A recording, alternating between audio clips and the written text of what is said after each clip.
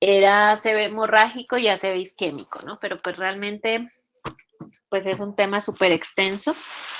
Eh, sin embargo, me gustaría que como que reforzáramos, yo creo que todos los que están aquí, ¿sí me escuchan? Sí, doctor. Entonces, yo creo que todos pues rotaron conmigo. Si alguien no rotó conmigo, por favor me cuentan, pero pues la idea es fortalecer esos conceptos que pues que ya tenemos de las clases y las revisiones de temas que hemos tenido y de los pacientes que hemos visto. Entonces, nuevamente recordarles, pues, si no descansaré en repetirles nuevamente que el ACV o el ataque cerebrovascular es la segunda causa de muerte en el mundo y es la primera causa de discapacidad en adultos en el mundo.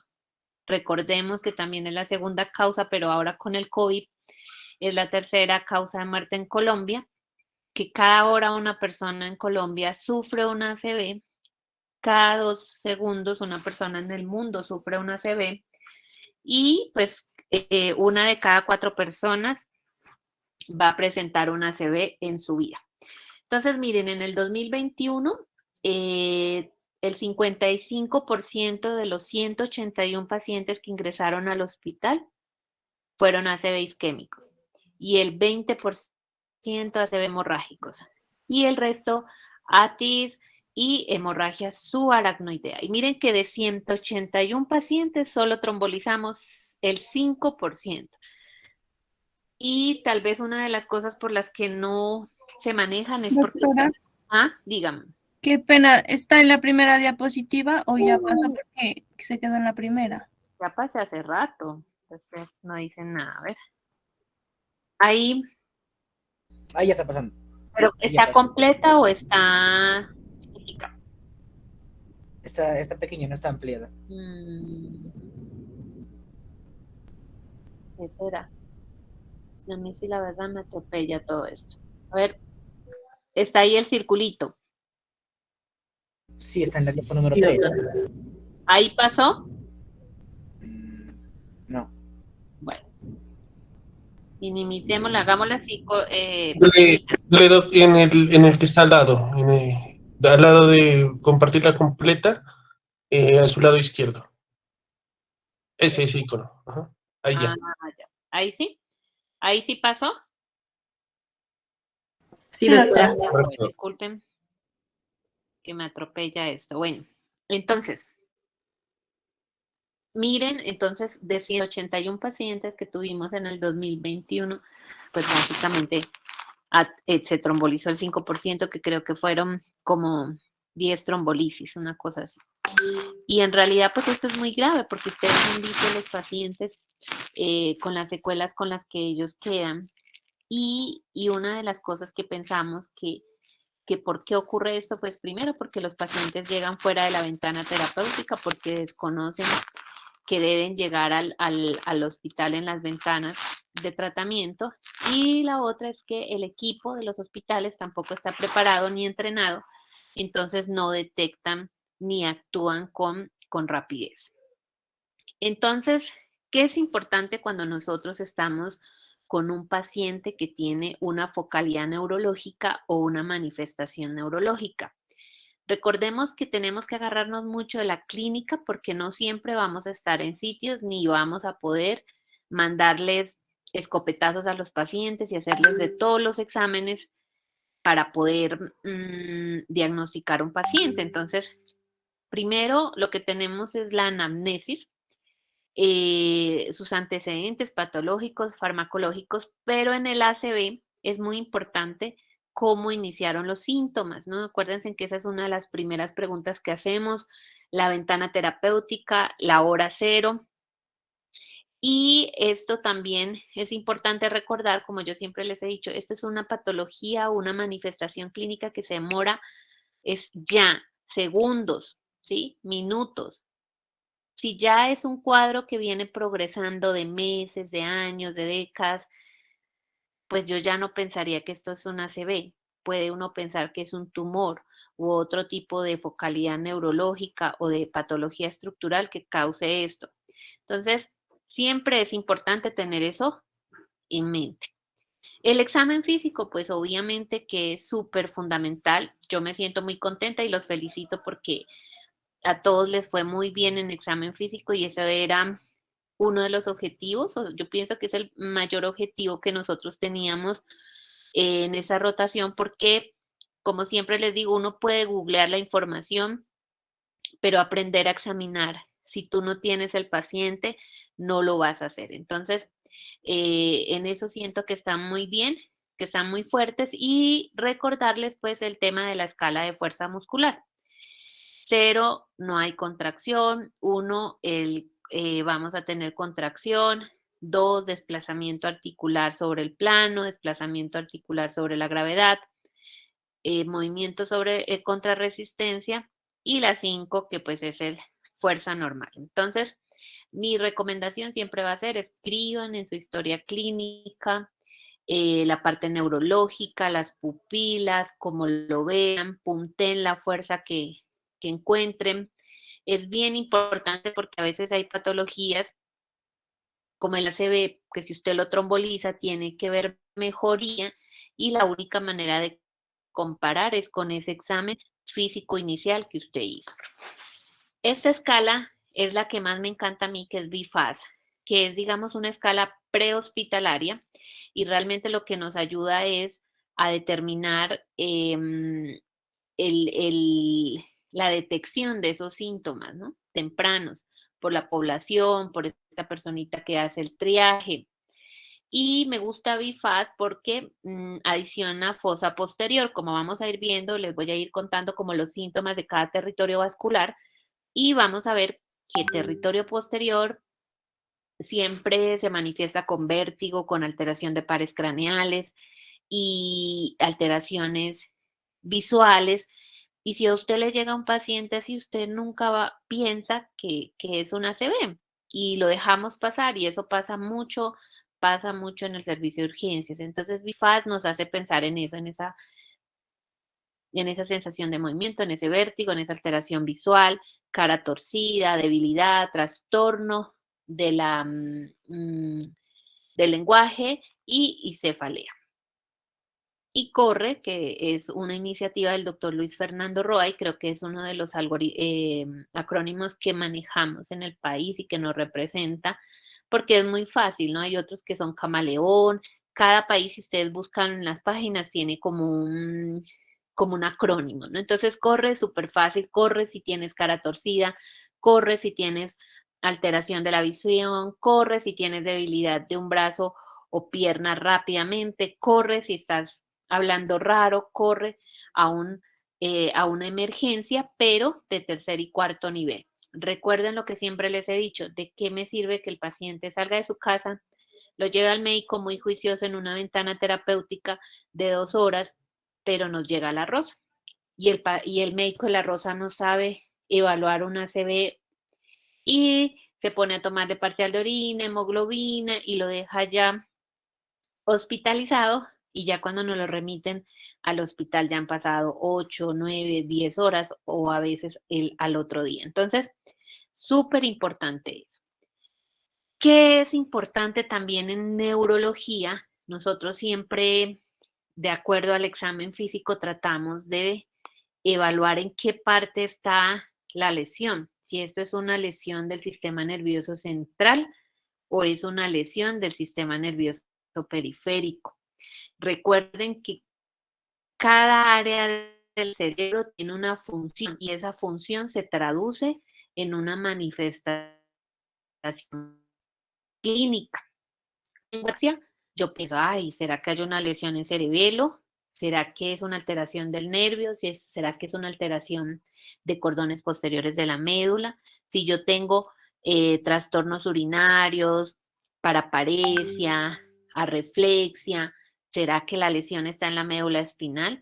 Si yo tengo una debilidad, me duelen los músculos, tengo arreflexia, ¿será que es una lesión en el músculo?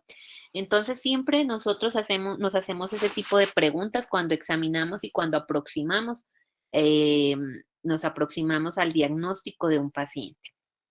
Entonces, aquí les traigo para que recordemos la circulación. Tenemos un territorio anterior, empieza con la arteria carótida interna, que ustedes la ven en amarillo, las arterias vertebrales están en verde.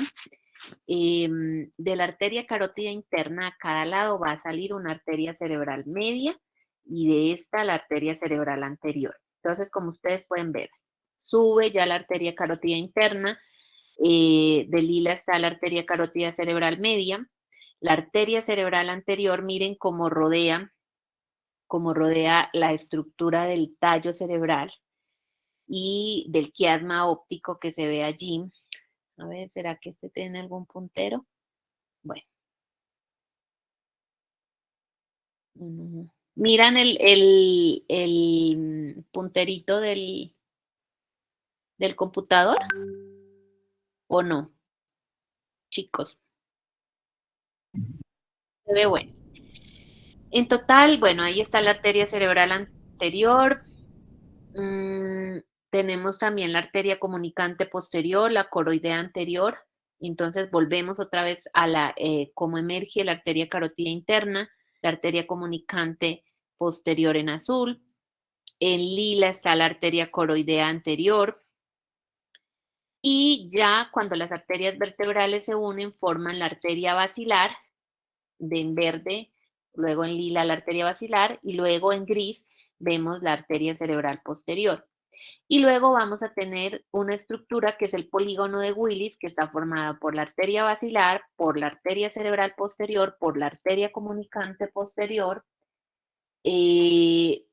por la arteria carótida interna y la arteria cerebral anterior y la arteria comunicante anterior. ¿Por qué es importante el polígono de Willis? Miren que el polígono de Willis es una estructura que nos comunica toda el riego sanguíneo, digamos, del territorio anterior y el territorio posterior. Esto salva vidas, es un mecanismo que tiene el cerebro, porque si hay una parte que le falta irrigación, miren que con todo este polígono podemos distribuir mejor el flujo sanguíneo y a veces el mismo cerebro se reperfunde cuando hay un trombo o un émbolo que está obstruyendo la circulación sanguínea. Entonces el polígono de Willis, mejor dicho, es una cosa súper importante en nuestro cerebro. Les traigo aquí esta escala. Este estudio es un poquito viejito, es del 88 y este fue un proyecto que reclutó 105 pacientes. Y a estos 105 pacientes les hizo el diagnóstico de un ataque cerebrovascular por TAC y necropsia. Al principio, ellos eran un proyecto de accidente cerebrovascular de la comunidad Oxfordshire, que lo pretendía era determinar la incidencia, factores de riesgo y el resultado del primer accidente cerebrovascular y ataque transitorio. Pero se dieron cuenta y con todos los resultados que obtuvieron, ellos diseñaron una clasificación clínica que predice el sitio y el tamaño del infarto en la tomografía por la clínica que manifiesta el paciente. A veces ustedes escuchan y dicen, no, el paciente tiene debilidad, por ejemplo, en mi cuerpo derecho, a predominio de miembro inferior derecho. Entonces uno piensa, el territorio que puede estar afectado es la arteria cerebral anterior. Si es con afectación de cara, digamos, hay una hemiplegia, uno piensa más en territorio cerebral de la arteria cerebral media. Entonces, esta circulación, este tipo de clasificación que ellos hicieron, pues hasta ahora es vigente. Inclusive muchos estudios y metaanálisis que hay en el momento se realizan de acuerdo a esta clasificación. Entonces, ellos cómo clasifican clínicamente, ¿no? La sintomatología. En infartos lacunares, que puede haber un déficit motor puro, un déficit sensitivo puro, un déficit sensitivo motor, ataxia hemiparesia, disartria mano torpe. Los infartos lacunares, recordemos que son infarticos chiquiticos y se llaman lacunares porque son lagunitas, pero así sean chiquiticos, si ellos se ubican en un lugar estratégico como la cápsula interna, puede dejarlo a usted con una hemiplegia severa. Y es una cosa chiquitica, de 1 centímetro. El infarto total de la circulación anterior, mire que esto ya va a coger como todo el territorio de la arteria cerebral media y vamos a tener afasia, discalculia, alteraciones visoespaciales, hemianopsias, déficit motor sensitivo, cara, miembro superior o inferior. Y cuando hablamos de esa circulación anterior, ahí hablamos del territorio de arteria cerebral media, tanto anterior, profundo como superficial, y territorio de la arteria cerebral anterior. Y cuando hablamos de infartos parciales de la circulación anterior, es que solamente vamos a encontrar afectado la porción superior e inferior de la arteria cerebral media, o sea que solo va a haber afectación de la arteria cerebral media. Entonces vamos a tener disfunción cerebral cortical, déficit sensitivo motor más limitado que cuando es uno de la circulación anterior total. Y vamos a tener los infartos de la circulación posterior, que como ya les mencioné, en el territorio posterior está cerebelo, tallo cerebral y la porción cortical del lóbulo occipital. Entonces, ¿en qué nos va a traducir esto? Afectación de pares craneales, alteración de la mirada conjugada, síndrome cerebeloso. Entonces, es bien importante que recuerden esta clasificación. Más adelante, en el 2016, volvieron a hacer un estudio con esta clasificación para predecir el pronóstico de los pacientes cuando se trombolizan de acuerdo al territorio que se afectó.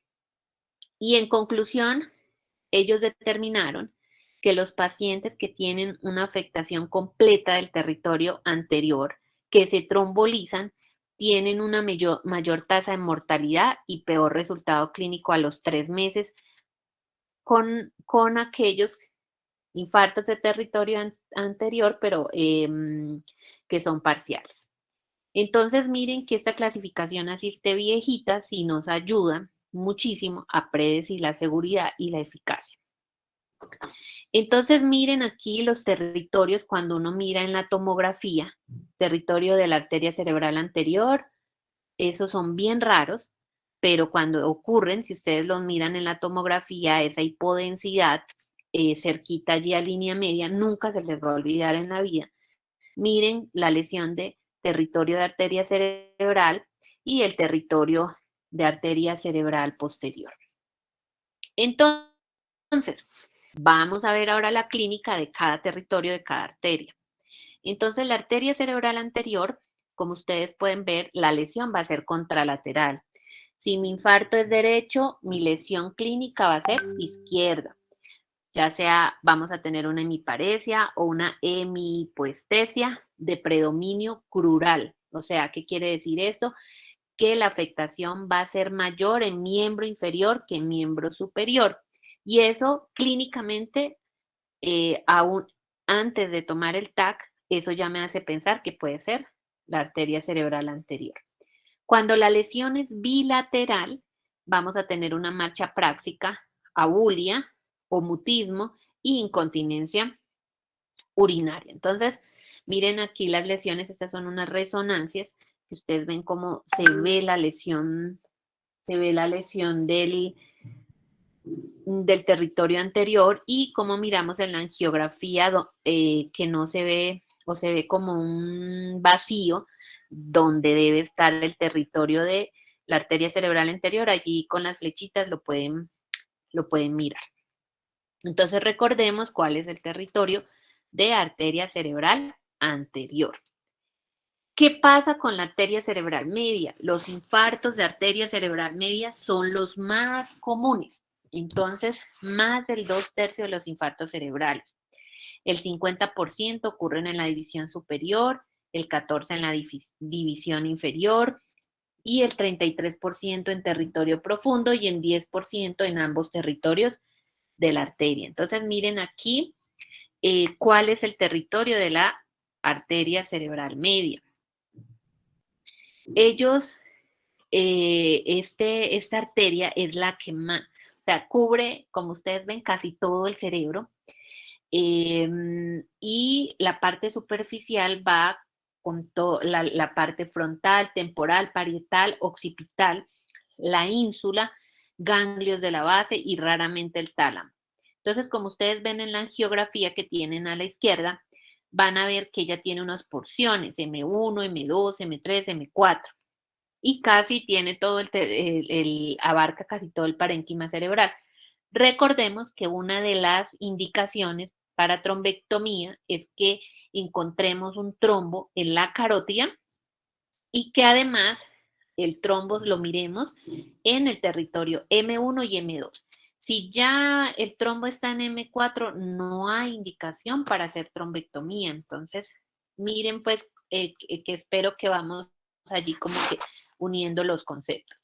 Entonces, si es el hemisferio dominante, porque eso también puede ocurrir, las manifestaciones clínicas de ese mismo territorio vascular en el hemisferio dominante son diferentes al hemisferio no dominante. Entonces, clínicamente, pues vamos a encontrar síntomas motores, sensitivos, del lenguaje, ejecutivos, y vamos a ver un poquito sobre las manifestaciones del territorio no dominante. Entonces, miren que vamos a encontrar este homúnculo motor y ustedes pueden ver cómo en la línea media donde está la piernita del homúnculo, esa parte es el territorio de la arteria cerebral anterior. Por eso, cuando hay infartos de la arteria cerebral anterior, vamos a ver más afectado la parte de las piernas, o sea, la parte crural. Pero en la parte de la arteria, el territorio de la arteria cerebral media, vamos a ver que afecta más el brazo, la mano, la boca, la cara. ¿Listo? Entonces, por eso digamos que la manifestación clínica más común es que vamos a encontrar la debilidad en cara, brazo y pierna. ¿Listo? En la piernita, digamos que es muy raro. Y esto es algo muy importante y yo creo que ustedes me lo han escuchado en las clases. La misma lesión, dependiendo de la colateralidad, en diferentes personas va a tener manifestaciones clínicas diferentes. ¿Qué otra cosa vamos a ver afectados en el territorio de la arteria cerebral media? Desviación conjugada hacia el lado de la lesión. Esto ya se ve cuando las lesiones son muy grandes. Es más frecuente en el hemisferio derecho y podemos tener como una oftalmoplegia, pero que ella puede mejorar a los 20 días. Déficits sensitivos, que ya los vamos a encontrar más cuando ya los infartos son mucho más grandes. La hemianopsia, acuérdense, por eso que en los pares craneales yo los ponía que le hagan al compañerito, porque la única manera de evaluar esto es que hagamos una campimetría para evaluar si hay afectación. Acuérdense que el nervio óptico, digamos, de afuera hacia adentro, pasa por la cintilla óptica, el quiasma óptico, y de ahí va abrazando, todas sus fibras abrazan a la parte lateral de los lóbulos o del cerebro o de la convexidad y llegan a las neuronitas que están en el lóbulo occipital. Entonces, miren que si hay una lesión en todo ese territorio de la arteria cerebral media, pues vamos a encontrar afectaciones de esta cintilla óptica. El lenguaje también lo vamos a ver afectado, como ustedes pueden ver el área de Broca, el área de Wernicke. Podemos tener una fascia global o solamente una fascia motora que va a haber alteración en la producción del lenguaje, o una fascia sensitiva en el que vamos a tener alteración en la comprensión del lenguaje. O sea, yo voy a hablar bien, pero no voy a entender. Y en la otra hablo mal, pero entiendo. Desórdenes ejecutivos, o sea, el paciente no puede, digamos, realizar un movimiento o un acto motor que ya sabe, por ejemplo, escribir. Entonces usted le pasa el lapicero y si el paciente está normal, usted le dice escriba su nombre y él lo va a escribir. Pero si el paciente tiene una alteración, este paciente pues va a mirar el lapicero y va a decir, ¿yo qué hago con el lapicero? Entonces, pero este tipo de alteraciones nosotros no las detectamos y no las evaluamos. Entonces, el hemisferio izquierdo, como ustedes ven, ahí Einstein en su hemisferio izquierdo serio, muy lógico, pero el hemisferio derecho, pues es el poeta, ¿sí? El de la creatividad, es el hemisferio derecho. Entonces, muy importante eso. Entonces, hay otra alteración también, que es la heminattención o heminegligencia, que es un síndrome neuropsicológico, que el paciente no tiene, digamos, como una alteración como tal, estructural en la corteza visual, pero el paciente solo ve la mitad de los objetos. Cuando hay afectación del lóbulo parietal derecho, frontal, cíngulo y tálamo. La prosopagnosia, que es cuando el paciente no puede ver los rostros de las personas.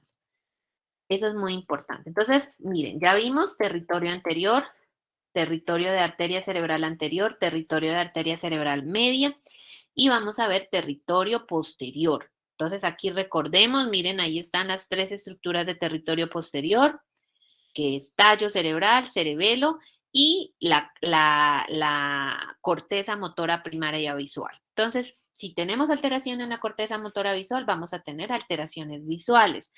Si tenemos alteraciones o una isquemia en el cerebelo, vamos a tener vértigo, náuseas, vómito, ataxia. Si tenemos alteraciones en el tallo cerebral, pues vamos a tener alteraciones o manifestaciones de pares craneales. Entonces, eso para que tengan en cuenta ya cómo cada territorio. Territorio anterior, a veces la manifestación clínica predomina la debilidad de miembro inferior. Territorio de arteria cerebral media, ya vimos toda la variedad y la gama de manifestaciones clínicas que pueden ocurrir. A veces el paciente se infarta, pero solo llega, digamos, con una heminegligencia. Y usted no lo evaluó, no sabe.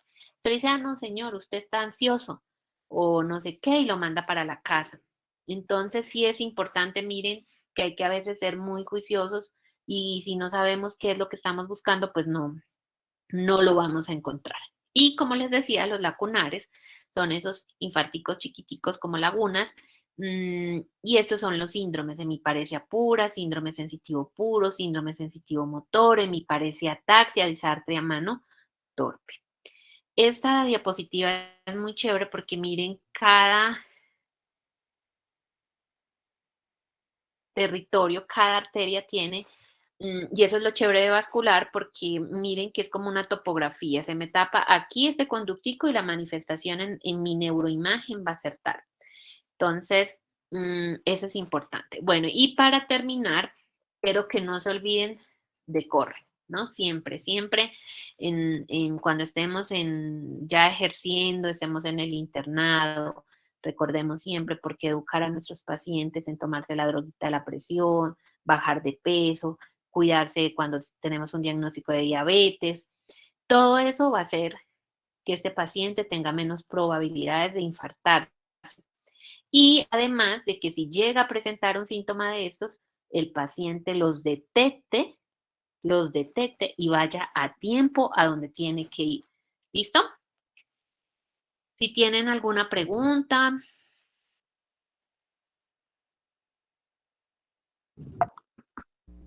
Listo, doctor. O no estuvieron allí. No, doctora. Preguntas. Se les aclaró un poquito los conceptos. ¿Les gustó o no? ¿O qué esperaban de la diapositiva de hoy, de la clase de hoy? Se me perdió. Pues yo no veo nada de ustedes.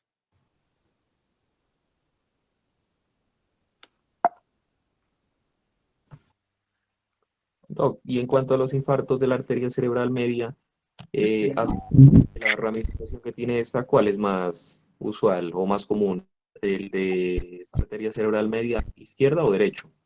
Izquierda. Izquierda es más común.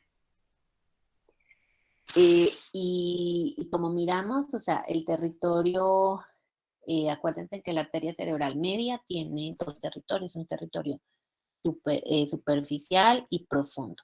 Y la arteria cerebral media es la que más se infartan. Ver un ACV de territorio anterior son raros. Mira, a ver, yo te puedo decir, que en el año pasado más o menos vi 5 de arteria cerebral anterior y el resto eran puros de arteria cerebral media y de allí arteria cerebral posterior. Entonces, eso, a mí sobre todo el mensaje es que no nos olvidemos del territorio posterior, ¿no? Porque es mucho más fácil detectar una hemiplegia, una desviación de comisura labial que un vértigo, porque el vértigo dice, no, esto es vértigo periférico, lo mandamos para la casa. ¿Listo? No Vale, sé. profe.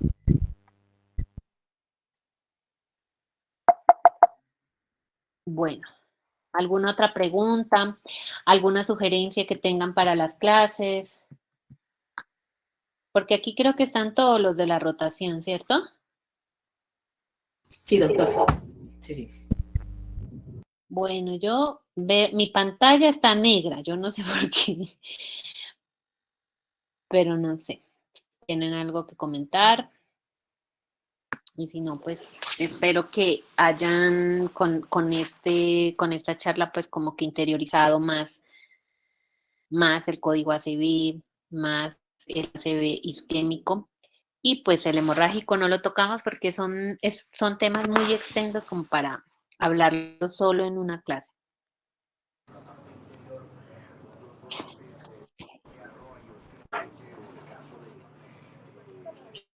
¿Listo? ¿No hay entonces quejas, sugerencias, preguntas? Entonces, bien. Y de 500, alguna frutica con pa' jugo que tiene. No, por ahí que alguien anda en la ¿Esa tienda. sale? No, no quiero. Es Jiménez. Bueno, Ah, no, una mandarina, a ver qué tal. ¿O naranja tiene? No, no, quiero un limón grande. bueno, chicos, Listo, entonces, ¿no tienen preguntas? ¿Nada?